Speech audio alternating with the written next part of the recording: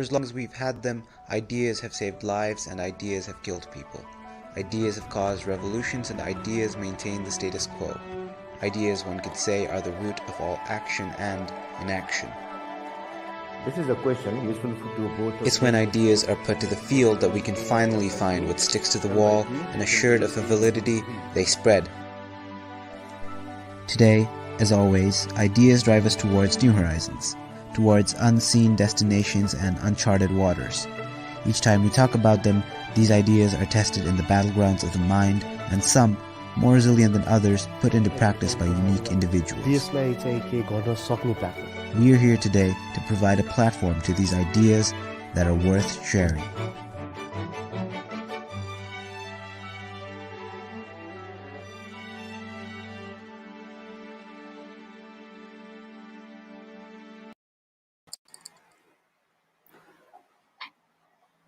Hello and Namaste. This is Rajendra Gimire, one of the organizers of TEDxMaitighar and a host for today. It is with great pleasure that I would like to welcome everyone tuning in for the TEDcast event organized by TEDxMaitighar. TEDxMaitighar is an officially licensed TED event which aims to bring the spirit of TED missions of ideas worth spreading to local communities around the globe. Having already organized a TEDx event and several TED circles, we bring to you the second season of TEDcast series. TEDcast is an interactive live idea sharing session initiated by TEDxMaitighar with the aim of connecting minds. In this series, we plan to invite personalities from different fields to impart their knowledge, ideas on their respective expertise. This series aims to bridge the idea gap and provide a live virtual platform to interact directly between the invited speakers and audiences. With a live broadcast in place, TEDcast aims to promote discussion related to the idea that guest speakers will impart. Also, we would like to thank StreamAd for supporting us by providing these premium services. Today, we have with us Prakriti Bhattarai Basnet as the speaker of TEDcast organized by TEDxMaitighar. Prakriti Bhattarai Basnet, 21 years old, is the chairperson of Political Literacy for Women.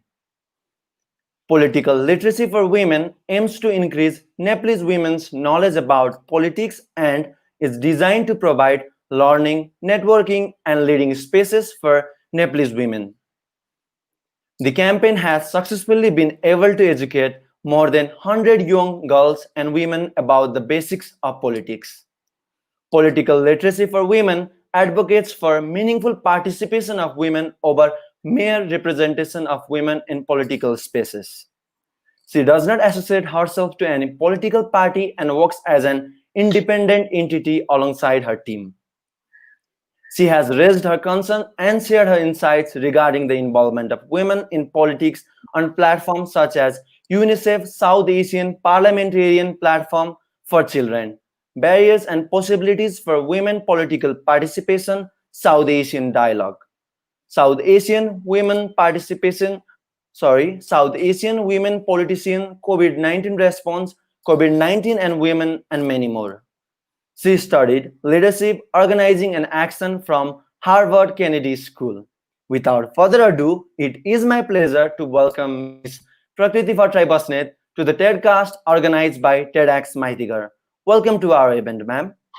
Thank you so much for such an elaborative introduction. I'm deeply humbled. Thank you so much. There is a Chinese proverb, a journey of 1,000 miles begins with a single step.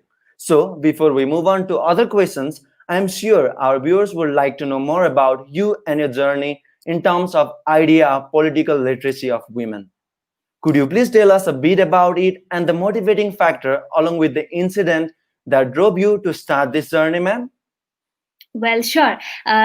Probably I'll just start with sharing my screen. I think I've brought my story in a similar pattern. I'll just move on with the story. Okay.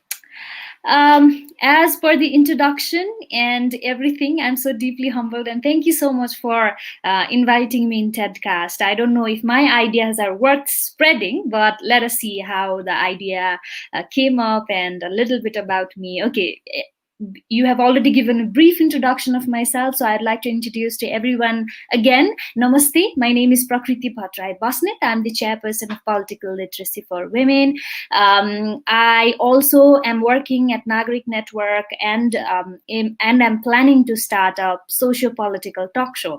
So this is me. I'll just rapidly move to the story of political literacy for women, as you asked. You know, political literacy for women, the idea started at, I think, 2018. So I vividly remember 2018. It was election season. The roads were filled with promising yet cunning faces of candidates. I was hyped like an election junkie that we all are when it's election season. I was hyped.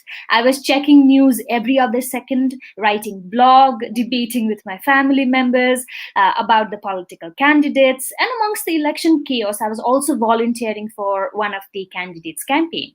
I signed up for it and was responsible for leading a door-to-door campaign at one of the most educated places of Kathmandu. During the campaign, I got to interact with many housewives, mothers, working women, and young girls. Each day, I would meet women who had never voted. They didn't even have a slightest idea about whom to vote or why vote at all. And even the ones who voted had their voting cards made so that they can vote for the candidates that their husbands liked. So this was happening in one of the most educated places of Kathmandu, one of the most urban areas of Kathmandu. Seeing this political illiteracy amongst women, it kind of frustrated me. Meanwhile, everybody was complaining at the time about the fact that women are not showing up in politics. Even I was complaining at that time, but nobody was, working to make the situation better by educating women from the grassroots. Then I promised myself that I will try educating and empowering as many women as possible, starting from young girls like me. It doesn't mean that I know everything about politics, but while I was in this journey of learning, I so wanted other girls to join me in this journey. So that is where the idea of political literacy for women started. And right now we are working for meaningful participation over mere representation of women in politics. So that is the story of political literacy for women. I grew up in a family where only my father and uncles used to talk about how the country should be like. My mother and my aunties, they never talked about, how country should be. I never heard them talking about it. And me growing up, I was so much interested into socio-political activities and socio-political issues and what's happening in my country. When I was in bachelor's, none of my friends were interested. The topics that the guys talked about in a coffee place or tea spot, they were talking about politics, but girls, they were not talking about politics, but I was deeply interested in it. And later I found out that girls don't talk about politics because we are culturally, we culturally grew up that way, and it needs to change. So that is how political literacy for women started, and we are working on it. I don't know how capable we are and how far we have come, but that is the story of political literacy for women for now.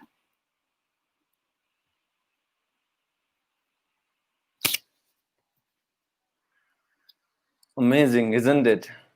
In the meantime, I would also like to request every viewers who are with us, joining with us through the Facebook Live, to leave their queries if they have any queries in the comment section. Moving on, there are multiple, at times overlapping, contradictory, and even similar perspective and definition of politics offered by different individuals. Is there any particular definition that you admire? In general terms, what does politics mean to you? Okay, that is a very, it's a very philosophical question, because politics itself developed from a particular philosophy, and me being, homegrown, home-studied, homeschooled student of politics. In my opinion, politics is nothing but just a collection of system, a collection of activities and philosophies which aims at improving lives. I think that is the only purpose of politics. It is the collection of system, activities, and philosophies that which works better for the geography. But I think everything in politics aims for acquiring power, but at the same time at improving lives as well. Yes, indeed. Adding on to that, youths are considered as the greatest assets of any country. Youth force is believed to be the dynamic, creative, influential and powerful force. There is a beautiful and popular line in Nepali. युवा नै हो देशको शक्ति, युवा नै हो देशको जरा, युवा शक्ति उठे मात्र थर्कन्छ बनकन्दरा. In this regard, how essential is it for youth to know about and get involved in politics? Do you think political education should be considered in the national curriculum of secondary levels in Nepal? Yes, definitely. It's often, I remember studying about democracy, and I think, of course, if you have studied in Nepali board, then all of you will resonate it to the fact that we studied about democracy, legislative, executive, judiciary, we learned about our rights, but we didn't actually learn about the term politics. The term politics was never introduced to us. I remember writing in I don't know what's it called now, but we used to exchange diaries with our friends, and we used to write about each other in those books. And there was this column where you had to write about politics, and all of us wrote politics is a dirty game without even really knowing what politics was when I look back. So, Nepal comprises of 40.3% of young people now, and the demographic dividend of our country is at its highest, which means the population of young people is highest at this point of time. If young people want to act, not only in political sector, but in every sector, then the country is very young now. But if we want to start acting now, then the country will get old without even being rich. So it's important that we act now, so that when we are old, we become rich, not that we are poor. And in terms of politics, I think if you go into the records of different political parties and the membership that are being taken, even though the population of young people is increasing, the number of the membership in political parties is decreasing, because more young people are not applying for membership or taking membership of political parties. This vividly shows the scenario of how the next generation leaders are not prepared, especially women.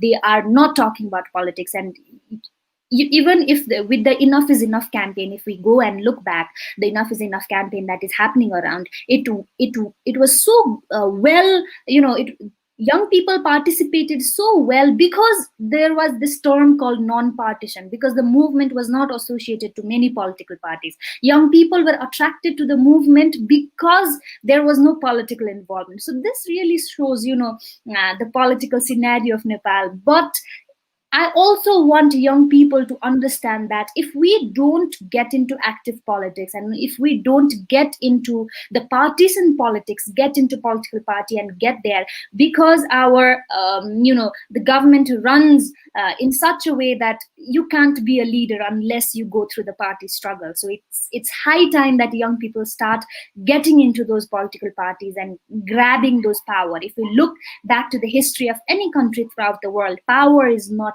given, power is taken. So young people need to come up, and I'm so glad that I think now young people have started coming up, talking about issues. Even in this lockdown, we saw numerous, I think, large mass of young people coming up and talking about politics, about what's going wrong in country. Everybody have started to become vocal, but we also need to take action at the same time. I think the political participation is increasing without young people knowing that it is political participation.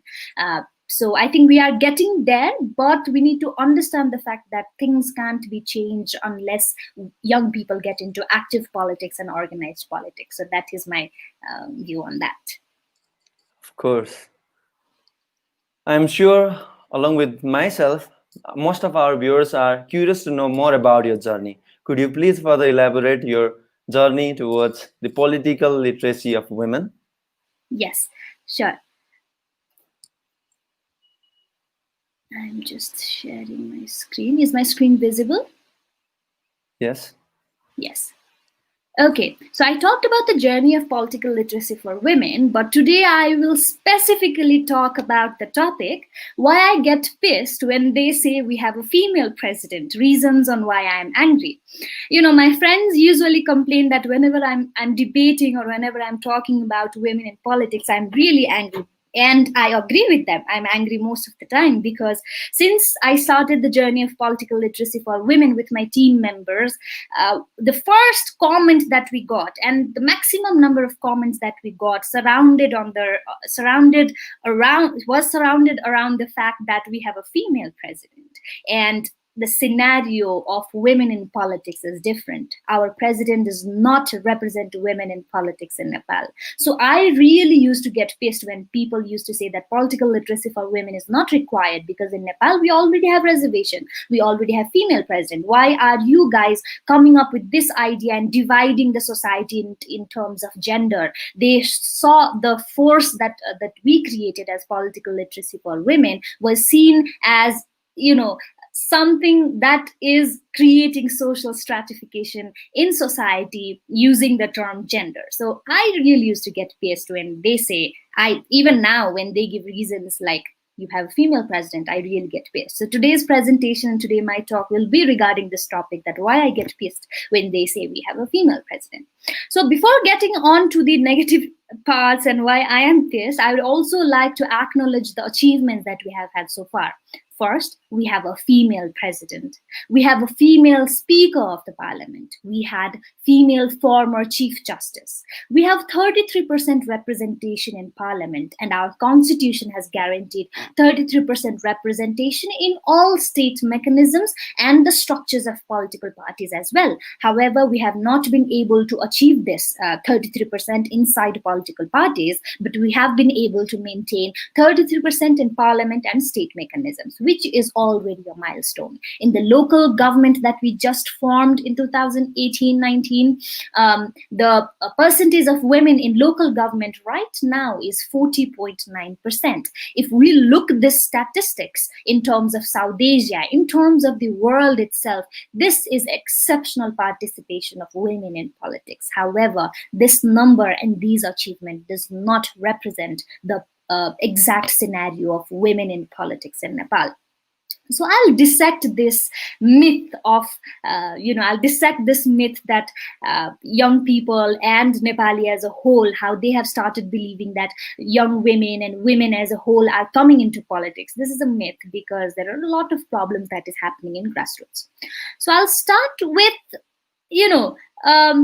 what was the key to success? What is the key to success that we were able to bring this in? I'm always, whenever I go to international platforms, I'm so happy that I can talk about these achievements. I can tell to people that Nepal has achieved this significantly in such a small period of time. I'm so happy to share this. And as I go through and when we conducted study inside our team, what we found out was the key to success was nothing but Article 35 of our interim constitution, which ensured proportional representation. And the other reason, which was the key to success, was the strong presence of election commission in Nepal. I'm pretty much sure that the viewers and you as well already know about proportional representation. But what happens in Nepal is before elections, the political parties are supposed to, give a list, which is also known as Banda Patra, to election commission. In that list, of politicians or samsads who are going to be selected through proportional representation, the politicians who are going to get selected from proportional representation are submitted to election commission, and amongst that list there 50% is ensured by election commission until and unless the political parties submit and say that and ensure election commission that in that list there is 50% women. After that, only election commission allows the political parties to get into election. So that is the major key to success, the strong presence of election commission in our country. Similarly, the interim constitution, which guarantees proportional representation.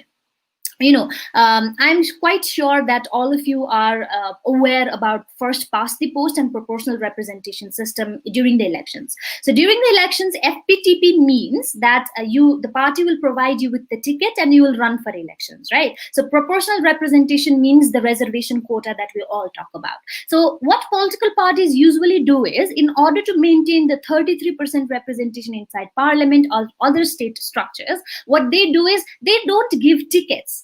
That means that women don't run in elections through direct elections or through FPTPs, right? They are given, spaces in proportional representation part. They are not really given tickets, and as a result, they don't run for elections. However, there is 33% because of the proportional representation only. So this is the situation of our country. So what this tells us is that our political parties are not committed to the principle of inclusion, but they are only committed to the legal and constitutional mechanisms, right? So if our political parties actually believed in 33% representation or inclusion, the scenario would be different, right? Inside the political parties itself, there would be 33%, but 33% and women representation are happening in those spaces only where there is legal and constitutional mechanisms, which means जानेर चाहिँ जबरजस्ती गर्न लागिएको छ संविधानले, जबरजस्ती चाहिँ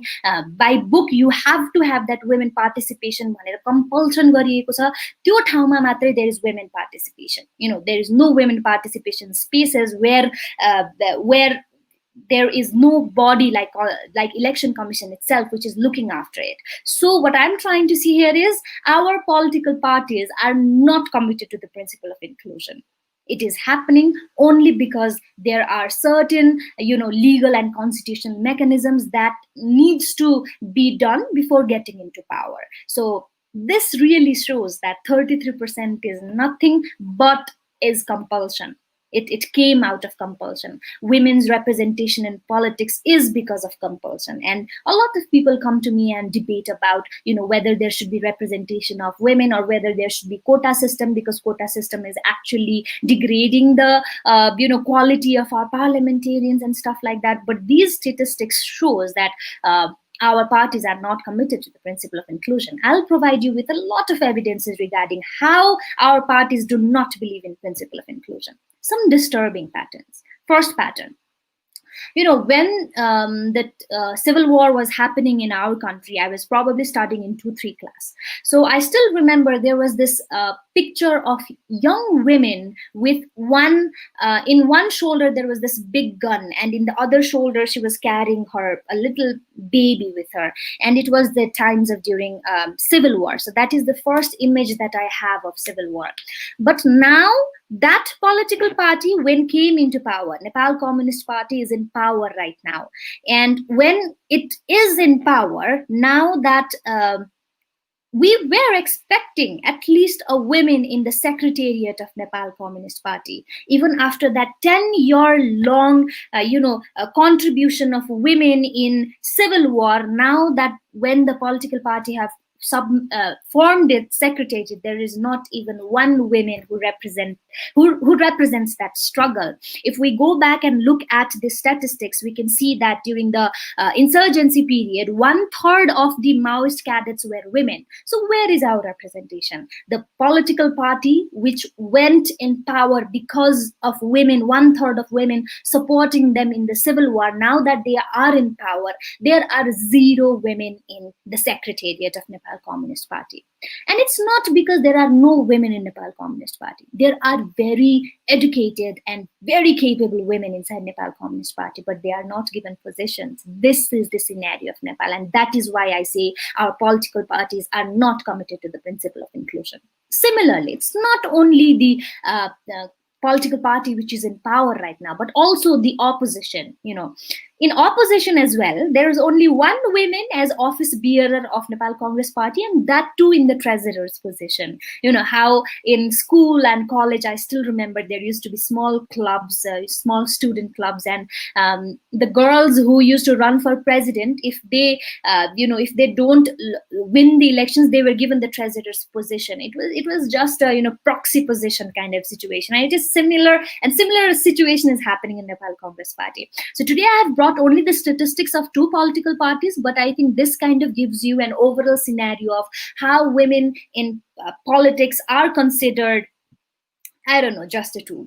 Nepal Communist Party and Nepal Congress Party kind of represents the other political parties in Nepal, because we live in multi-party system, and in each political party, in all political parties, if you see, then you can see there are no significant office bearers, women who are office bearers. And what I have always believed is, in order to have strong presence of women in different state mechanisms or in powerful positions, what we need to make sure is that women are in powerful positions within political parties as well. If women are not in strong positions or in leadership position inside political parties, they can barely have that leadership capacities, or they can barely have that power to make decisions. So what I have always advocated for is that inside political parties as well, there should be enough women in leadership positions. As now that I look back and now that I have studied, if we go through our constitution says that there should be women in all party structures, inside the party as well, in all party levels and all party structures, there should be 33% women. The constitution guarantees it.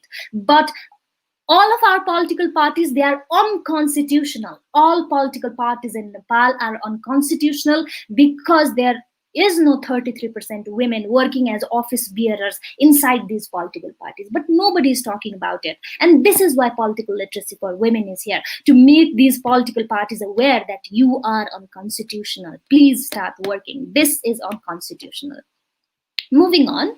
So, as I was talking before, there is difference in parliament and political parties. Why were we able to have 33% in parliament, in 33% in state mechanisms, but we are not being able to establish 33% women in political parties? There is either no women or there is one woman inside political parties structure as well. So why there is difference in this scenario? The scenario is different because it's not compulsory inside political parties. It's not compulsory. Election bodies such as election commission are not there to look after political parties to see whether there is 33% women or not. So this actually shows. So these are my evidences which suggest that political parties still are not believing in the principle of inclusion. They are just doing things that needs to be done in order to get into power. They are not considering a lot of things. So few other disturbing patterns that I'll give to you guys in terms of women participation in Nepal. So after this provision was introduced in the interim constitution, after that 10 cabinets are formed. That means that 10 prime ministers have changed, and within that period of time, these 10 cabinets, none of them have 33% women. And similarly, you can also see that there is no, proper insurance regarding. It's very difficult in Nepal to have citizenship from your mother's name. If we had enough women in powerful party structures inside parliament, in very stronger positions, probably till today we should not have been fighting the fight of citizenship. This is happening. The important issues like this, we have to fight till this date because we have not been able to establish women in very stronger positions of political parties. Similarly, another disturbing patterns.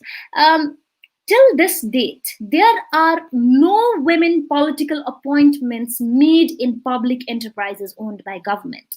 Nepal Television, Radio Nepal, and Rashtriya Samachar Samiti. These are few examples of the public enterprises that our government owns. But till this date, no women political appointments have been made in this position since Nepal Television existed. This kind of shows that it's not that there are no women who are not capable of leading Nepal Television or Radio Nepal. We have a lot of women who are capable of doing this, who are capable of leading these political and public enterprises. But till this date, imagine when Nepal Television was opened. From that day till now, in this 21st century, when we have the world's, we are the world's youngest federal democracy, till this date, there are no women political appointments in these kind of public enterprises. Similarly, in the recent ambassadorial recommendation list, there was only one woman. I personally know a lot of women who should have been in that ambassadorial recommendation list, but there is only one woman.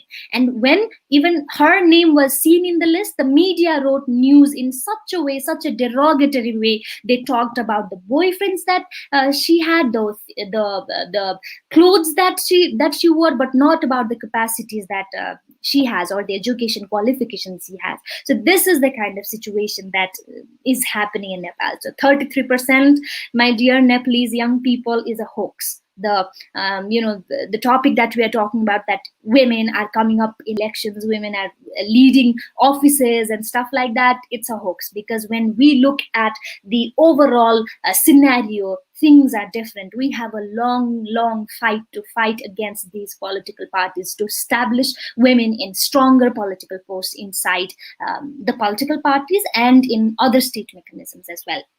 So women in local government. People are very proud that we have 40.9% representation in local government after the recent election that happened. I am also very proud. But even in this 40.9% representation, 91% of this representation was seen in deputy position. These deputy positions are not as powerful as the major positions. Women are given deputy positions where there is no power. This 40.9% representation doesn't really reflect the situation of women. 40.9% representation sounds really amazing, but amongst its 40.9% as well, there are, amongst this 40.9% women, 91% are in deputy position. That means we don't have power. So we also need to enhance women's presence in local government in order to actually ensure women's participation in politics as well. Similarly, when we talk about representation in politics, representation of women in politics, we also need to look at the scenario inside the women representation as well. So what we have seen is, amongst the 9% of women that hold the major positions, such as mayor, such as the chairperson of a ward, these kind of women, when we look into their biodata and when we went through the researches, what we found out was most of these women belonged to the Brahmin or the Khas family. So when we as women are advocating about representation of women in politics should be as similar to men, when we are advocating about it, we also need to understand that Nepal being diverse country, we also have to understand the fact that we also need to take care of the representation within us. Otherwise, living in a diverse country, it will be just a bluff. We asking about representation, but we not taking care of representation within us. So this is the kind of scenario that we have.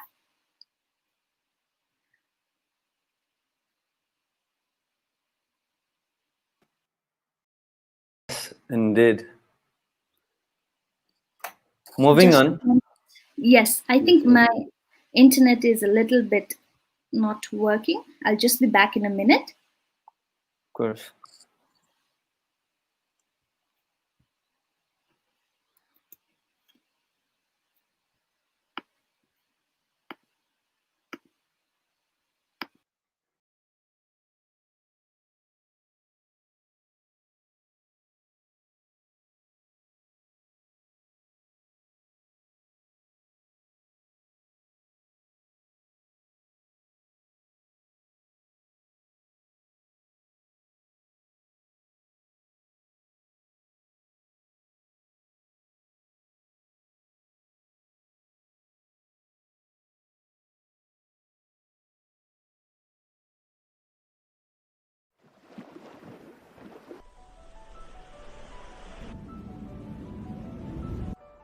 For as long as we've had them, ideas have saved lives and ideas have killed people. Ideas have caused revolutions and ideas maintain the status quo. Ideas, one could say, are the root of all action and inaction. This is a question useful to both. It's when ideas are put to the field that we can finally find what sticks to the wall, and assured of the validity, they spread. Today, as always, ideas drive us towards new horizons, towards unseen destinations and uncharted waters. Each time we talk about them, these ideas are tested in the battlegrounds of the mind, and some more resilient than others, put into practice by unique individuals. देशलाई चाहिँ के गर्न सक्ने platform. We are here today to provide a platform to these ideas that are worth sharing.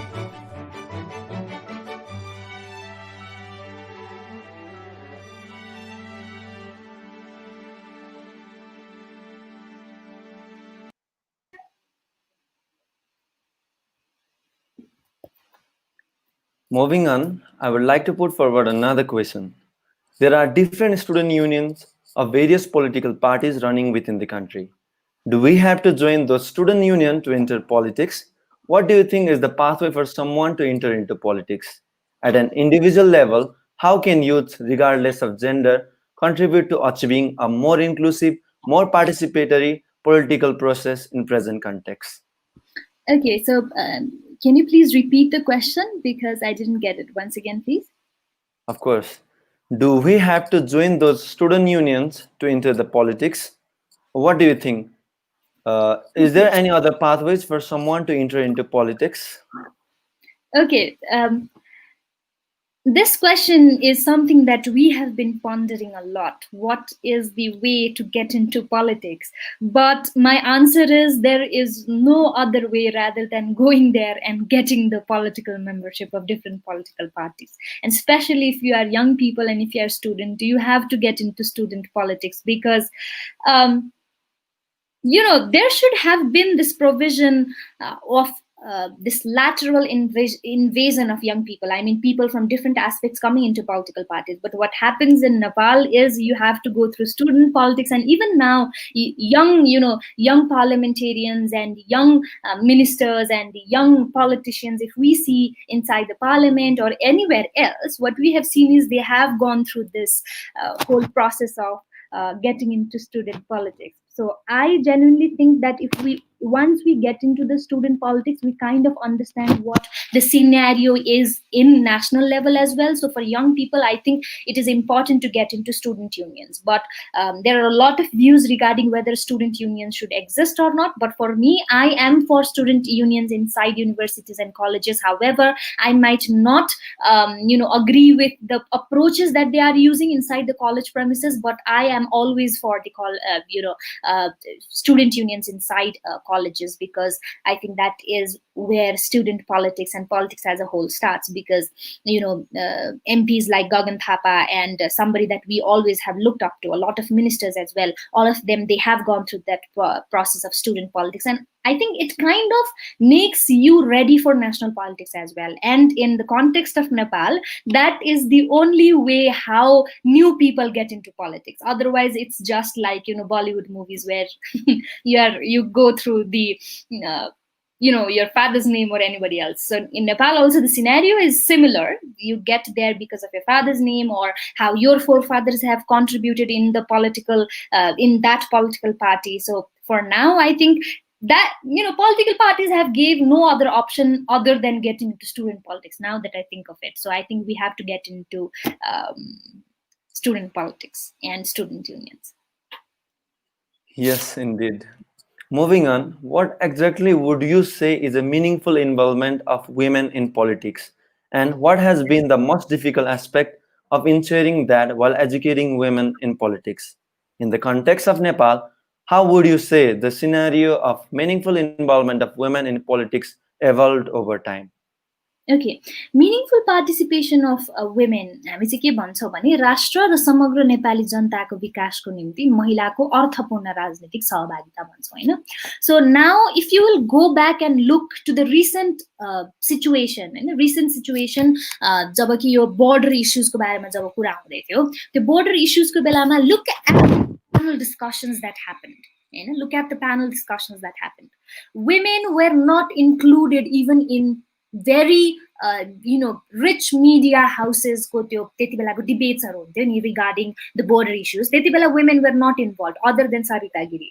If Sarita Giri would not have created that controversy, I'm sure that no women participation would have been in those television shows as well. So what is happening in terms of political participation of women, as I said in my presentation earlier, it's a compulsion. In panel discussions, women's pictures are kept so that the organizers don't have to go go through this whole hoax of, people commenting and saying, where is women participation, or #Manal. So the situation is, in this scenario, in the context of Nepal, what is happening is women are given places in panels, women are given in different political party structures, the spaces are given because so that, they can at least show that there is women in table. It's not because they hear their opinions when they are in table. So what we are working for, or what meaningful participation in politics actually mean, is representation does not equal participation. Participation means involving women in activities, not only having their photos, not only giving their posts, but actually including them in the development processes.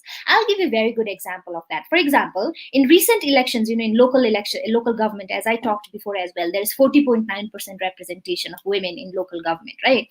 But when the budget of local government is made in any wards, when budget is made, when different programs are introduced, Dalit women, they are not even called in meeting. The paper goes to their office, their houses. The paper goes to their house and they just sign it. They are not involved in the process.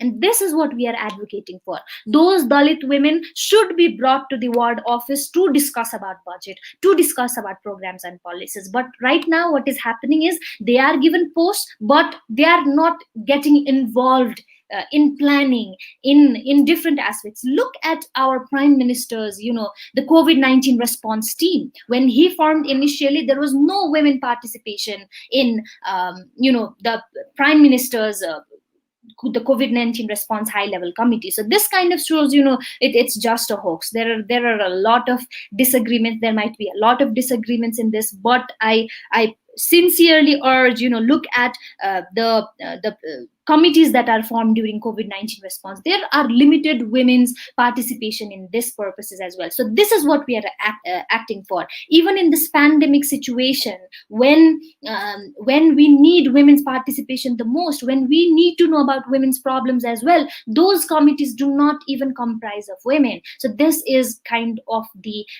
thing that we are advocating for. Women should be included during the work, not only to form committees. So that is what we are advocating for.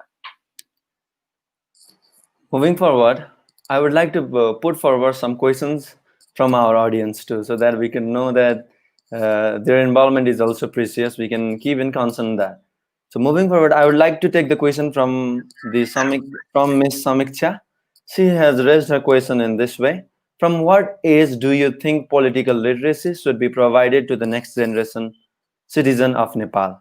Likewise, she has also raised her queries that, do you think political literacy should be a part of education through primary education? Can you please repeat the first question? I got the second question, but first question is a little bit difficult. The first question was, from what age do you think political literacy should be provided to the next generation of our country?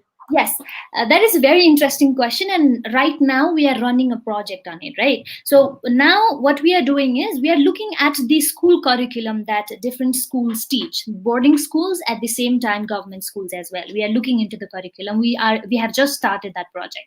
So what we have seen is, there should definitely be the curriculum related to political literacy in higher schools from 8, 9, 10, in grades such as 8, 9, 10. And there is some kind of element as well. We have learned about democracy and a lot of things, but we have not been introduced to politics, as we talked before, right? So what is politics? We have never really studied it. So I think that aspect should also be introduced, definitely. What I have also understood over the period of time, and now that I look back to my educational curriculum that I studied, I never had women powerful characters. We only had characters of women as supporting roles even in the stories that we read. We never read about a lot of, we never read about women parliamentarians or women ministers who have really struggled hard. When we talk, we definitely learned about BP Koirala. We learned about a lot of ministers, a lot of, when we even read about the martyrs, it was all men. Do you remember those chapters with all those pictures and little bit of biography in social studies? I remember that. We never really had women. I only remember reading about Rajya Lakshmi. That was only story that I read about women, in politics or women in leadership as a whole. So we need to have more powerful women characters beginning from kgs or kindergarten. We need to have women as protagonists in the stories that we read in school. Naturally, when growing up, girls are a little bit more organized persons. So looking at the characteristic of biologically, girls should have been better leaders, but over the time we craft in their brain in such a way that leadership should be given to men. Or I still remember there used to be a lot of girl prefects rather than boy prefects in school, but later when they grow up, they don't really see themselves in very stronger positions or in leadership position, because in educational curriculum we have not really introduced powerful women, which we actually have. It's not that we don't have it. When we even look at the history of feminist movement, we can't find biographies of women who have really worked hard during the feminist movement or in Rana regime. There are a lot of people who come to me debating about the fact that women showed up in politics later, so it's obvious that there will be less women politicians or less women parliamentarians. But I can talk with you guys with evidences that even in the first movement that happened against Rana regime, there were 5 women who were arrested during that time. We talk about a lot about those kind of riots and people's movement. We have talked about a lot of ministers, that a lot of young activists and young male politicians who really contributed in those civil wars and movements, but we have not really talked about the women organizations that actually contributed. So we need to include these kind of curriculums in school, so that young girl who is the head girl, who is the prefect of her class, or anybody who is studying in school can actually visualize themselves as leaders. It's all about the role model theory. If you can't see somebody of similar nature who looks like you as a leader, you can't imagine yourself as a leader. So we need to definitely work on the curriculum and make it more gender neutral in terms of leadership, or have more women and other groups, LGBTQI group as well, even in leadership position, because young children now need to understand that leadership is for all and not for only men. Thank you for that. Moving forward, I would like to place forward another question. Attitude towards women candidates are still characterized by deeply ingrained stereotypes, and political opponents will often use those stereotypes to question women's capabilities. What do you have to say on this? Are you satisfied with the current representation of females in the politics of Nepal? What would be the next approaches of political literacy for women in this regard? Okay, so first thing first, I don't think it is fair for us to keep higher bars for women parliamentarians and have lower bars for male parliamentarians. Male parliamentarians and male politicians have equally, messed the politics of Nepal. So why are we keeping higher standards for women when women started going to schools and colleges later? Look at the educational levels of women parliamentarians and politicians that are in parliament right now. How can you expect them to perform to your standards? And why are all of us keeping higher standards for women and lower standards for men, when in terms of representation, in terms of representing us in parliament, they should be treated with equal bars, but we are keeping higher bar for women. And that is where the discrimination is in our mentality as well. Being young people, educated people, advocating for women's rights, asking this question itself is the example of how misogyny has ingrained in our heads. So that is the example. But I'm so glad that you asked this question in terms of how the situation can be improved. Property rights, look at the property rights. Now, even in the empowerment sector, धेरै NGOs, INGOs चाहिँ गाउँमा गएर के गर्नुहुन्छ भने आजभोलि सिलाइ बुनाइ सिकाउनुहुन्छ as a part of empowerment हैन। सिलाइ बुनाइ सकाएपछि के हुन्छ भन्दाखेरि सिलाइ बुनाइमा निर्भर हुनको लागि त ब्याङ्कबाट लोन पाउनु पर्यो नि त हैन लोन पाउनको लागि धितो राख्न पर्यो धितो राख्नको लागि हामीसँग प्रपर्टी राइट्स आको कति नै भएर हैन सो women parliamentarians don't have women politicians don't have that level of economic के भन्ने support economic back support त्यो कारणले गर्दाखेरि पनि FPTP बाट धेरै कम महिलाहरू लड्नु भएको छ when you look at the the journey of Puspa Bhusal she is the whip of she is the whip of Nepali Congress right now, but if you go and talk with her and listen to her story, there are instances in her life where she have not fought direct elections because she didn't have money or other aspects. Yeah, right. So there is different standards for women and men. It's not only about giving equal opportunities, but also about creating equal environment. So when we expect something out of women, we also should make sure that there is equal environment created. It's not only about equal opportunities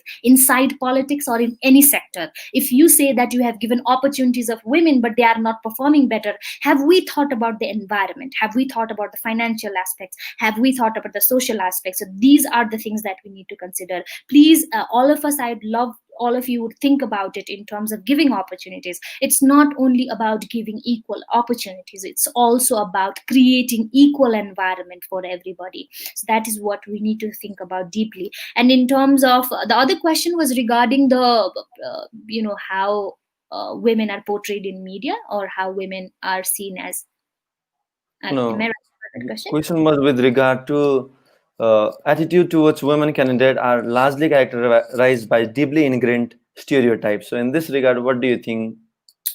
Yes, there is no thinking into it. It's definite that they do it, right? So if you are a women politician, if you do something, then you have to dress a certain way, you have to look a certain way, you have to act a certain way. There are a lot of standards for women, and those kind of stereotypes have been happening.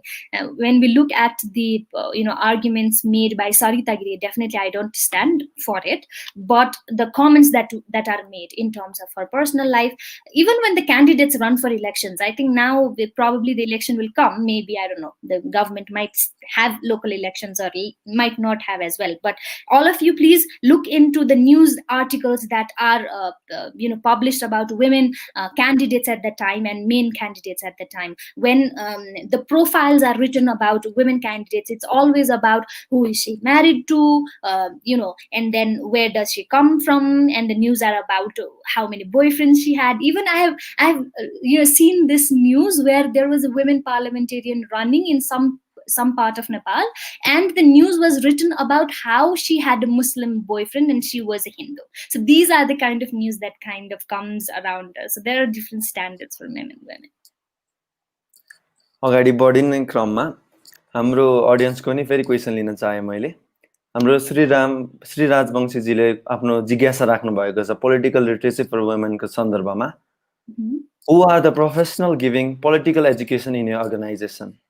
Okay. उहाँले भन्नु यसै क्रममा मैले अर्को प्रश्न पनि जोड्न चाहे। उहाँले भन्नुभएको छ तपाईँ आफैले पनि एउटा formal political education practical knowledge लिनुभएको नहुन सक्छ। यसै सन्दर्भमा कसरी चाहिँ कोर्सहरू डेभलप भइरहेको छ, how is the knowledge imparted भन्ने कुरा उहाँले राख्नु भएको छ। Yes, very good question and we are very conscious about it. मैले पढाउँदिन, मैले म्यानेज मात्रै गर्ने हो, मान्छेहरू बोलाउने हो, आइडिया निकाल्ने हो. I am just the execution part, but the teachers that we have are ranging from Sushila Karki herself to विभिन्न राइटर्सहरू जो चाहिँ विभिन्न के भन्छ यो राजनीति विषय राजनीति शास्त्र नै पढ्नुभएका विद्यार्थीहरू हैन, राजनीतिका विश्लेषकहरू विश्लेषण गर्नुहुन्छ उहाँहरू, त्यो सँगसँगै पुष्पा भुसाल, बिन्दा पाण्डे उहाँहरू नै आएर पढाउने हो. It's the parliamentarians and lawmakers who comes and teach. It's not us. I am just the idea creator and the organizer of a lot of things. That is all I am doing. Thank you for that. As we are almost to the end of today's TEDcast organized by TEDxMaitighar, it would be unjust if we would not mention about the Harvard journey. So how was Harvard? How have your views on the women representation evolved through the years? Does Harvard play a huge role in shaping how you feel about women representation in Nepal? Okay, thank you so much for that question. I still get being a kid from middle class family, Harvard is everybody's dream, I think. But I learned executive course. So, it's not that I went there and studied bachelor's or master's. I did my executive course, but still having that Harvard name associated with you is something that is very humbling experience. But at the same time, it's like ल केही गरेँ मैले जस्तो खालको एउटा त्यो certification आफूलाई दिने ठाउँ जस्तो होइन. So I was the youngest and I didn't have a lot of confidence while applying for it, to be very very frank. But हामी नेपालीहरूको बानी कस्तो हुन्छ भने नि, we don't apply for things क्या. We know that we are capable, but we self doubt so much that we don't really apply. So I knew about this opportunity a year back, but I didn't apply for it because I was not confident. But I wrote my form with utmost honesty, nothing else. When the form was there, I didn't have anybody who would vouch for me or anything such as that. I just applied there with political literacy for women idea, but I applied in that course and I got full scholarship aako मैले. अनि त्यो पढ्दाखेरि चाहिँ, now that I look back to the form, I have written things that I should not have written, but it was with deep honesty, because I was so sure that I will not get it, but I wrote with deep honesty and everything, and I think that honesty is what got me into Harvard and the scholarship as well. So all the young people applying for Ivy League and stuff, I'm also applying for Ivy for my master's. I'm waiting for it, but apply for things you will not know, you might get it. So apply for things you will not know unless you apply for it. So Harvard experience was very good because अनि त्यो Harvard पढिसकेपछि मैले नेपालमा आएर यहाँ पनि मैले similar कोर्सेसहरु सञ्चालन गरे, किन भन्दाखेरि I wanted to give young people the Harvard experience, या भनौं बेस्ट क्वालिटी एजुकेसन कस्तो हुँदो रहेछ भनेर नेपालीहरुले चाहिँ एक्सपिरियन्स पाओस्, या भनौं आफ्नै साथीहरुले एक्सपिरियन्स पाओस् भनेर I did a course as well, हैन. तर त्यहाँनेर चाहिँ what I learned was everybody was so humbling and everybody listens to each other, which does not happen in Nepali platforms. Everybody listens to each other. So I was the youngest and the oldest person was like probably 80, 82, right? So both of us, when I spoke, she was listening. So what we need to, I think I learned from them was to listen to each other. And the next thing that I learned was it's difficult to read. We have to read. There is no alternative. पढ्नुको कुनै विकल्प नै छैन.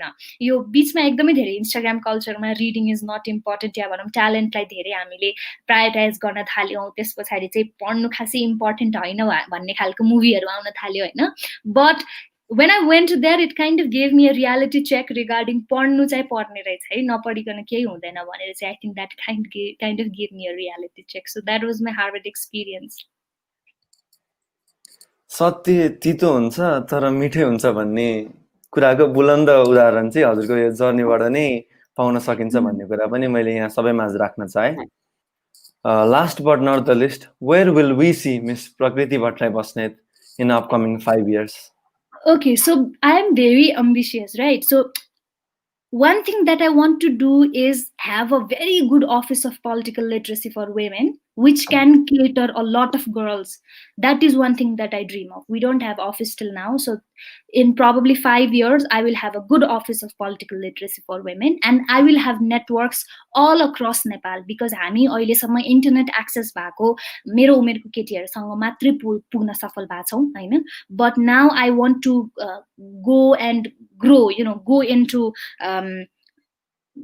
and I want to create a system inside political literacy for women. म नभए पनि कोही अरूले lid गर्न सकोस्, किनभने यो एउटा संस्था हैन, यो क्याम्पेन हो, हैन. यहाँनिर जसले पनि आएर काम गर्न सकोस्. सो त्यो पुस्तान्तरण हुन्छ नि लिडरशिपमा, त्यो पुस्तान्तरण म गर्न चाहन्छु. त्यसको लागि ग्रुम गराउन चाहन्छु. 5 वर्ष down the line I won't be the chairperson of political literacy for women. I want somebody else to be. But till then, मैले political literacy for women हस्तान्तरण गर्दै गर्दाखेरि I want to have a system inside political literacy for women. I want to have a proper office and a network all across Nepal, and I want to train more than 5,000 girls regarding basics of politics. So that is my aim. And personally, I think I want to do 5 times more scuba, and I want to get into Ivy League for my master's. So that is my personal goal. So these two are my personal goals for right now. And maybe COVID will go and I can travel to more places. So yes. अब अगाडि बढ्ने क्रममै म आजको yes कार्यक्रमको final प्रश्न राख्न चाहे अडियन्सबाट नै. हाम्रो मिस ईशा दाहालजीले राख्नु भएको छ, पोलिटिकल पावर भन्ने कुरा दिने हैन लिने, अझ नेपालको सन्दर्भमा खोसिने कुरा हो. यस अर्थमा चाहिँ अहिले जो पनि पोलिटिक्समा सक्रिय हुनुहुन्छ, महिलाहरूको अवस्थाको बारेमा हजुरलाई के भन्नु छ? उहाँहरूले चाहिँ किन पावरमा बस्न सक्नु भएन, पावरमा आउन सक्नु भएन जस्तो लाग्छ? हामीभन्दा अघिल्लो पुस्ताको महिलाहरूले धेरै गर्नु भएको छ, 33% हाम्रो लागि ल्याइदिनु भयो हैन। देशको 5 वटा मध्ये 3 वटा मेजर पोजिसनमा वुमेनहरु पुग्नु भएको छ। सो हामीले उहाँहरुसँग हामी एज अ जेनेरेसन ल्याग गरेको, हामीभन्दा अगाडिको जेनेरेसन ल्याग गरेको होइन। त्यो चाहिँ हामीले एकदमै धेरै बुझ्न जरुरी छ। महिलाले इट्स जस्ट द्याट मिडिया र अरू कुराहरूले यसको बारेमा नबोलेको मात्रै हो। गएर बिन्दा पाण्डेको बारेमा पढ्नुस्, पुष्पा भुसालको बारेमा पढ्नुस् हैन।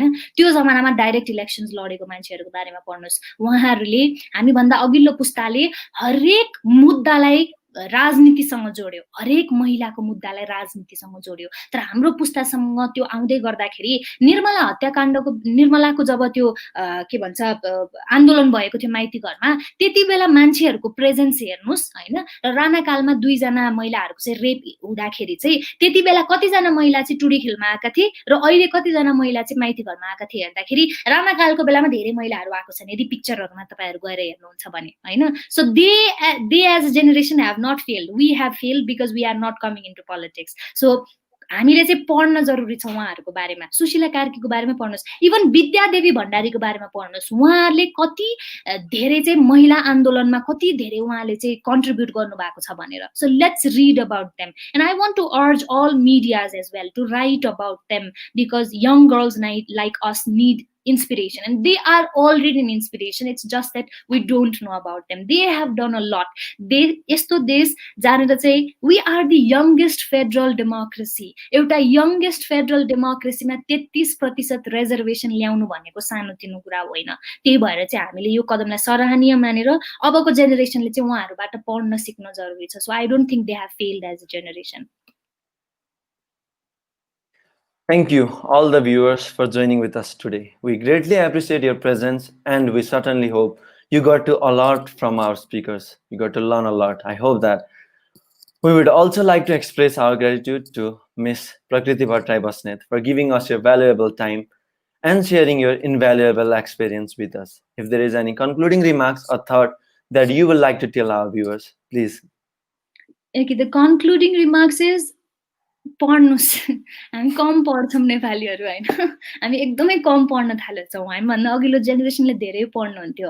आफ्नो आफ्नो फिल्डको बारेमा पढ्नुस् र राजनीतिक चेतना भनेको म जहिले पनि भन्ने गर्छु, पोलिटिकल लिटरेसी भनेको राजनीतिक सशक्तिकरण या भनौँ राजनीतिक साक्षरता भनेको नेता बन्नको लागि मात्रै होइन, नेत्री बन्नको लागि मात्रै होइन, एउटा सक्षम नागरिक बन्नको लागि पनि तपाईले राजनीति बुझ्नै पर्ने हुन्छ हैन। So it's not that it's because you want to get into politics, but it's because you have to be a good citizen. In order to be a good citizen, you have to know about the politics that is happening. So learn more, study more. I'm also trying to study more. And I'm just similar to your age, so I'm also studying. Let's study about our sector, our field, and enhance our knowledge. At the same time, learn a lot about socio-political issues. Yes, that is my ending remarks. Thank you, and have fun.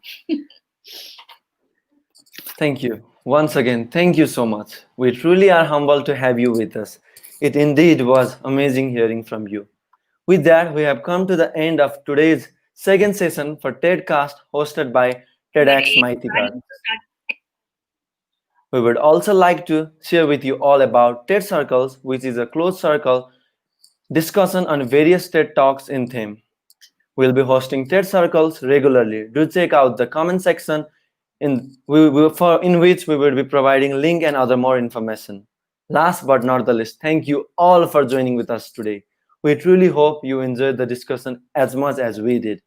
Namaste and goodbye, everyone. It's your host for today, signing off from the second session of TEDcast hosted by TEDxMaitighar.